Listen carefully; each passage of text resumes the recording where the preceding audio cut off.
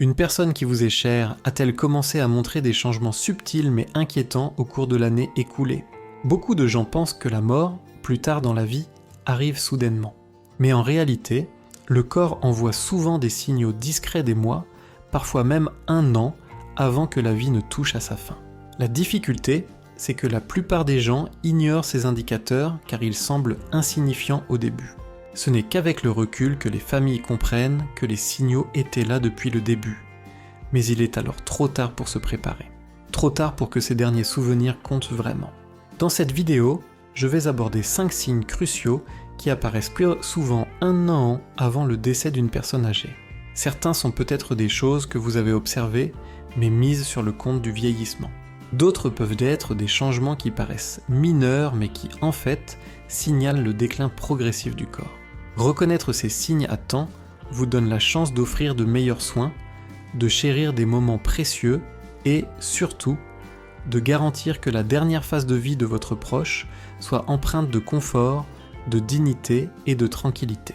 Restez avec moi jusqu'à la fin, car ces 5 signes peuvent vous aider à vous préparer émotionnellement et concrètement à ce qui vous attend. Quand vous comprendrez ce qui se passe, vous ne serez pas pris au dépourvu. Vous serez en mesure de profiter au maximum du temps qu'il reste avec ceux que vous aimez. Alors, commençons. Numéro 1, perte de poids importante. L'un des premiers signes et des plus révélateurs qu'une personne approche de sa dernière année de vie est une perte de poids involontaire. Au début, cela peut être discret. Une ceinture qu'il faut soudain resserrer, des vêtements qui semblent plus larges ou un bon appétit qui commence à diminuer. Beaucoup de familles mettent ça sur le compte du vieillissement. Mais en vérité, perdre du poids sans effort est rarement bon signe.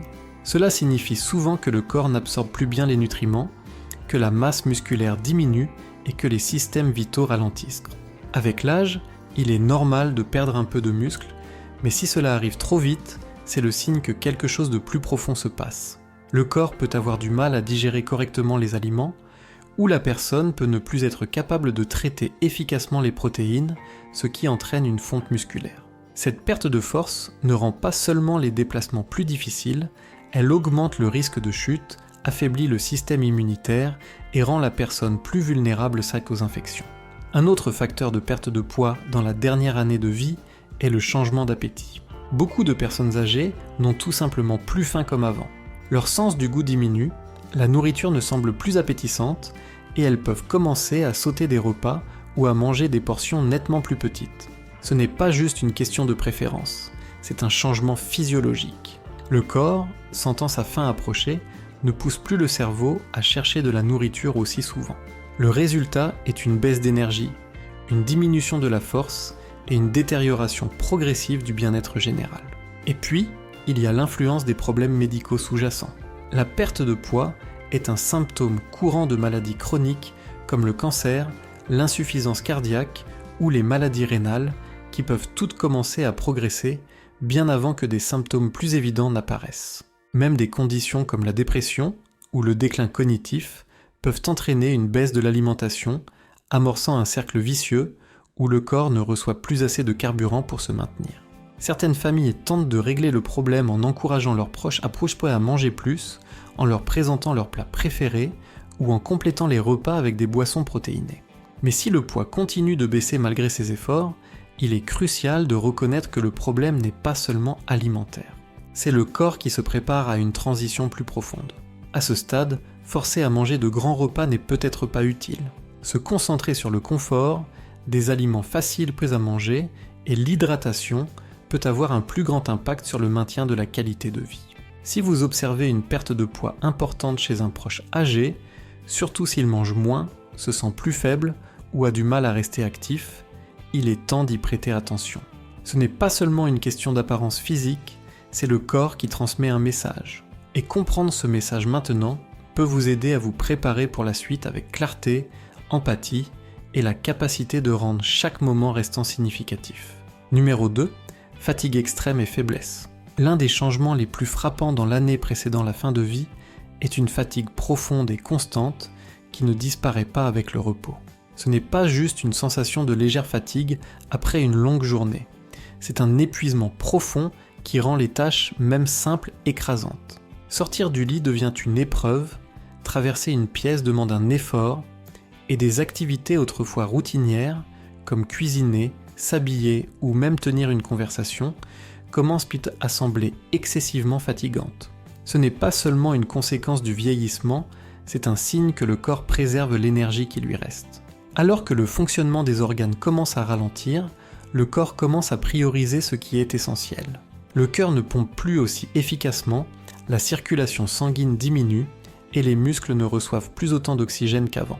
C'est pourquoi de nombreuses personnes âgées dans leurs derniers mois ressentent de la faiblesse, une instabilité et une incapacité à maintenir le niveau d'activité qu'elles avaient auparavant. Un autre élément crucial est le ralentissement du métabolisme. Le corps est conçu pour produire et utiliser de l'énergie, mais alors qu'il se prépare pour sa phase terminale, cette énergie est redirigée. Au lieu d'alimenter le mouvement, le corps passe en mode préservation. C'est pourquoi une personne en déclin peut commencer à dormir davantage, à avoir besoin de siestes plus longues pendant la journée et à trouver de plus en plus difficile de rester éveillé longtemps. Certains peuvent même connaître des baisses d'énergie soudaines, semblant bien aller un moment, puis complètement épuisés le suivant. Mais l'aspect peut-être le plus touchant de ce processus est l'impact émotionnel de la fatigue. Beaucoup de seniors qui tenaient à leur indépendance commencent à se sentir frustrés ou même gênés de ne plus pouvoir faire comme avant. Ils peuvent se retirer des conversations, éviter les rencontres sociales ou arrêter de participer à leurs loisirs, non pas par manque d'intérêt, mais simplement parce qu'ils n'ont plus l'énergie. Cela peut mener à une spirale d'isolement où ils abandonnent tout effort, ce qui ne fait qu'accélérer le déclin. Pour les familles, voir un proche passer d'actif et impliqué à épuiser et retirer peut être pénible. Il est tentant de penser qu'ils sont simplement paresseux ou qu'ils doivent faire des efforts. Mais la vérité est que forcer l'activité n'aidera pas. Ce qui est primordial, c'est de comprendre leurs limites, de leur permettre de se reposer quand c'est nécessaire et de rendre leurs jours restants aussi confortables que possible. Si vous observez un proche subir une fatigue profonde et continue qui n'est pas soulagée par le repos, interprétez cela comme un signe que son corps vit une transition importante. C'est le moment d'apprécier les conversations, de créer des moments paisibles et d'offrir du soutien sans attente. Car au final, ce qui compte le plus, ce n'est pas leur capacité à être actifs, mais qu'ils se sentent aimés, compris et apaisés. Si vous êtes toujours avec moi et que ces informations vous sont utiles, commentez avec le chiffre de ci-dessous pour me le faire savoir. Et si ce n'est pas déjà fait, je vous invite à vous abonner et à activer la cloche de notification pour ne manquer aucune de mes vidéos. Votre soutien me permet de continuer à créer du contenu de qualité pour vous informer et vous inspirer. Continuons. Numéro 3. Confusion cognitive accrue ou retrait. Lorsqu'une personne approche de la phase finale de sa vie, l'un des changements les plus notables peut s'observer dans ses processus de pensée, sa communication et ses interactions avec les autres. Vous pourriez remarquer qu'une personne autrefois vive d'esprit et engagée commence à oublier les choses plus fréquemment, a du mal à suivre les conversations ou semble désorientée dans des lieux familiers. Elle peut se répéter, oublier des noms ou perdre la notion du temps, même si elle n'avait jamais eu de problème de mémoire auparavant. Ces changements cognitifs subtils peuvent survenir des mois, voire une année entière avant le décès. Ce n'est pas un simple oubli quotidien. Le cerveau, comme tout autre organe, a besoin d'un apport constant d'oxygène et de nutriments pour bien fonctionner. Cependant, à mesure que la circulation sanguine diminue et que l'apport d'oxygène au cerveau se réduit, la fonction cognitive commence à décliner. La personne peut devenir facilement confuse, avoir du mal à prendre des décisions ou peiner à reconnaître des personnes et des lieux qu'elle connaît depuis des années. Dans certains cas, elle peut même connaître de brefs moments de lucidité, entrecoupés de soudains accès de confusion, presque comme si son esprit fluctuait. Un autre signe courant est le retrait émotionnel. Une personne approchant de la fin de vie perd souvent son enthousiasme pour les interactions sociales. Vous pourriez l'observer parler moins, s'engager moins ou passer de longues périodes assise en silence. Ce n'est pas qu'elle ne se soucie plus de ses proches, c'est que son cerveau ne traite plus les émotions et l'engagement de la même manière. Les conversations deviennent fatigantes, les environnements bruyants deviennent écrasants et, finalement, de nombreux seniors se retirent dans leur propre monde. Vous pouvez également observer des changements d'humeur et de comportement. Certaines personnes deviennent plus irritables, anxieuses ou facilement frustrées. D'autres paraissent anormalement calmes, détachées ou indifférentes à des choses qui comptaient si pour elles autrefois. Ce n'est pas seulement un changement de personnalité, c'est souvent une conséquence de l'adaptation du cerveau au déclin du corps. Alors que la fonction cognitive ralentit, les émotions deviennent plus difficiles à exprimer et la personne peut cesser de réagir aux situations comme elle le faisait avant. Pour les membres de la famille, cette phase peut être particulièrement ardue. Voir un être cher perdre pied avec la réalité ou s'éloigner émotionnellement peut donner l'impression de vivre sa perte avant qu'il ne soit réellement parti. Mais il est crucial de se rappeler que ce n'est pas quelque chose qu'il peut contrôler. Au lieu d'essayer de le ramener dans les conversations, la meilleure approche est de le rejoindre là où il en est. Parlez doucement, rassurez-le et comprenez que même s'il ne répond pas toujours, il peut sentir votre présence. Si un proche devient de plus en plus oublieux, plus confus ou moins engagé, ne l'ignorez pas. Ce sont souvent des signes précoces que le corps et l'esprit se préparent à la transition finale. C'est un temps pour la patience, pour apprécier les moments calmes et se concentrer sur la création d'un environnement qui semble sûr, familier et paisible. Car même quand les mots manquent, l'amour et le réconfort peuvent encore être ressentis. Poursuivons. Numéro 4, infection fréquente et guérison lente. Alors que le corps commence à s'affaiblir, l'un des indicateurs physiques les plus évidents est un système immunitaire affaibli. Vous pourriez remarquer qu'une personne qui tombait rarement malade auparavant semble maintenant attraper tous les rhumes, toutes les grippes, toutes les petites infections qui circulent. Ce qui était autrefois des maladies bénignes nécessite maintenant une période de récupération beaucoup plus longue, et de simples blessures, comme une petite coupure ou un bleu, guérissent à un rythme visiblement plus lent. Ces changements ne sont pas un hasard, ce sont des signes que le corps n'est plus capable de se défendre ou de se réparer comme avant. L'une des principales préoccupations concerne les infections récurrentes. Les pneumonies, les infections urinaires, les infections cutanées et même buccales deviennent plus fréquentes à mesure que le système immunitaire s'affaiblit. Beaucoup de familles pensent que ce sont juste des maladies isolées. Mais quand elles commencent à survenir fréquemment ou mettent beaucoup de temps à guérir, c'est souvent une indication que le corps perd sa capacité à se défendre. Même les antibiotiques, autrefois rapides, peuvent sembler moins efficaces. La personne peut avoir besoin de médicaments plus forts, de temps de récupération plus longs ou de plusieurs cures de traitement pour des infections qui auraient été mineures auparavant. Cela se produit parce qu'avec le ralentissement de la circulation et la diminution de la fonction des organes, le corps ne réagit tout simplement plus aussi efficacement au traitement. Un autre problème souvent négligé est celui des plaies chroniques. Si vous observez que de petites égratignures, plaies ou bleus ne guérissent pas bien ou se rouvrent, cela pourrait signifier que la circulation sanguine est mauvaise. Un flux sanguin insuffisant signifie que l'oxygène et les nutriments n'atteignent pas efficacement la peau et les tissus, rendant la guérison considérablement plus lente que la normale. Les escarres, en particulier pour ceux qui ont une mobilité réduite, deviennent un risque sérieux et peuvent entraîner des infections dangereuses si elles ne sont pas gérées avec soin. Ce qui est encore plus alarmant, c'est que les infections dans la dernière année de vie ne se manifestent souvent pas comme on pourrait s'y attendre. Au lieu d'une forte fièvre, une personne âgée peut simplement paraître plus fatiguée que d'habitude, plus confuse ou moins encline à manger. En fait, chez les seniors, une baisse soudaine de la clarté mentale est souvent le premier signe avant-coureur d'une infection, avant même que d'autres symptômes n'apparaissent. C'est pourquoi reconnaître ces changements tôt peut influencer de manière significative le niveau de confort et de soutien qu'ils reçoivent dans leur dernière étape de vie. Pour les familles, voir un proche endurer des infections répétées peut être frustrant et profondément attristant. Il est tentant de prôner des traitements agressifs en espérant qu'une nouvelle série d'antibiotiques ou une autre hospitalisation résoudra le problème. Cependant, à un certain stade, l'accent passe souvent de la guérison au réconfort. S'assurer qu'ils restent hydratés, garder leur peau propre et hydratée et minimiser le stress corporel peut contribuer davantage à leur bien-être qu'une autre cure de médicaments qui ne fait que prolonger la souffrance. Si vous êtes toujours avec moi et que ces informations vous sont utiles, commentez avec le chiffre 4 ci-dessous pour me le faire savoir. Et si vous ne vous êtes pas encore abonné, je vous recommande de le faire et d'activer la cloche de notification pour ne manquer aucune de mes vidéos. Votre soutien m'aide à continuer de créer du bon contenu pour vous informer et vous inspirer. Continuons. Numéro 5. Changement majeur dans la respiration ou la circulation. L'un des signes les plus révélateurs que le corps se prépare à sa phase terminale est un changement notable dans les schémas respiratoires et la circulation.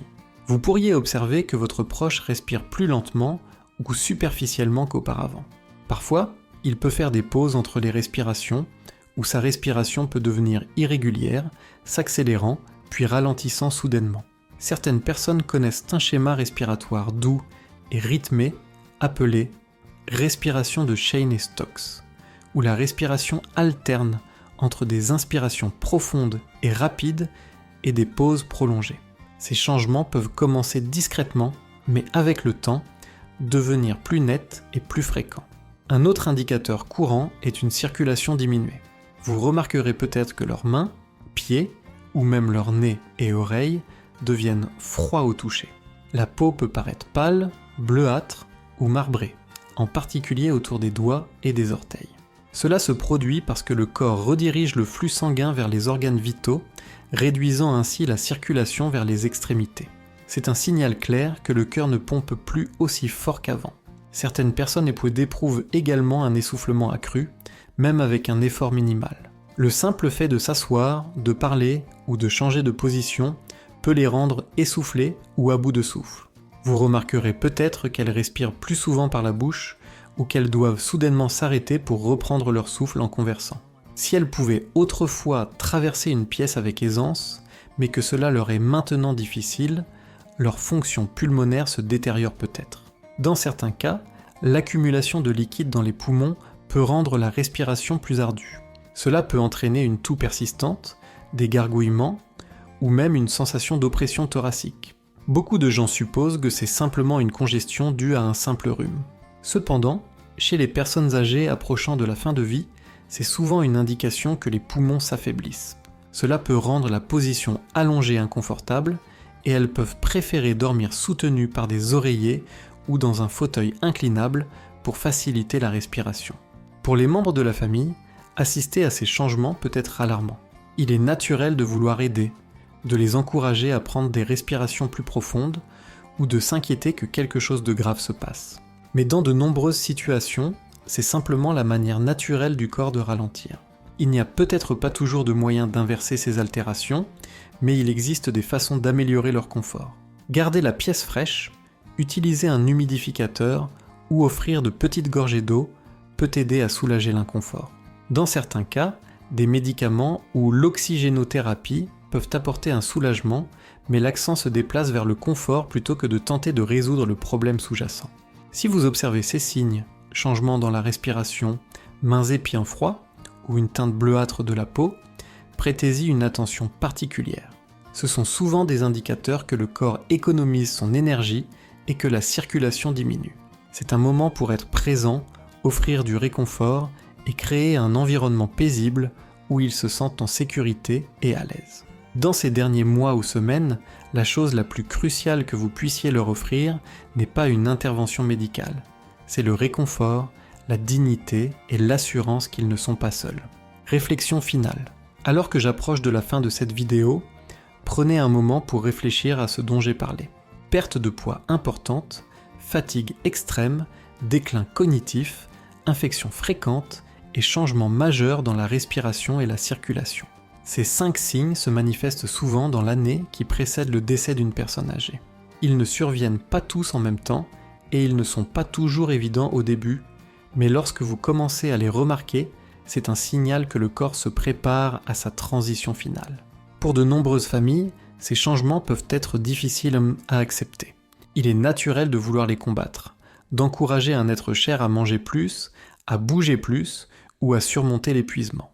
Mais parfois, la meilleure action que nous puissions entreprendre est d'écouter ce que leur corps nous dit.